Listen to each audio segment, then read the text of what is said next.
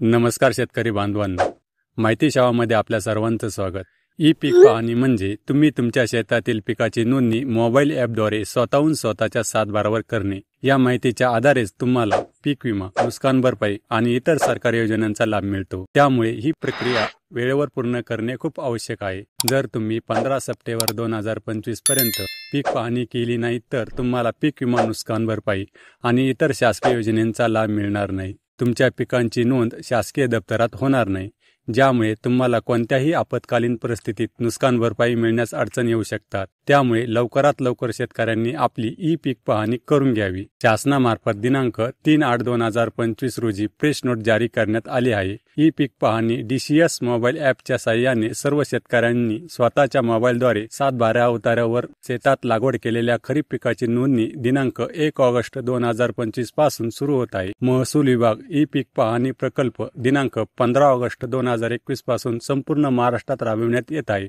केंद्र शासनाच्या सूचनेनुसार या प्रकल्पात सुधारणा करून खरीप हंगाम 2025 पासून पीक पाहणी ही डिजिटल कृषी सर्वे प्रणालीद्वारे संपूर्ण राज्यात लागू करण्यात आली आहे. सध्या खरीप हंगामातील पीक पाहणी कार्यवाही सुरू आहे. खरीप हंगाम 2025 साठी ई पीक पाहणी DCS मोबाईल ॲपचे व्हर्जन 4.0.0 अद्ययावत स्वरूपात गुगल प्ले स्टोअरवर उपलब्ध करून देण्यात आले आहे. त्यामुळे सर्व शेतकऱ्यांनी ॲप अपडेट करून घ्यावे. खरीप हंगामातील शेतकरी स्तरावरील पीक पाहणी दिनांक 1 ऑगस्ट 2025 ते 15 सप्टेंबर 2025 या कालावधीत, तर सहाय्यक स्तरावरील पीक पाहणी 15 सप्टेंबर 2025 ते 29 ऑक्टोबर 2025 या कालावधीत राबवण्यात येणार आहे.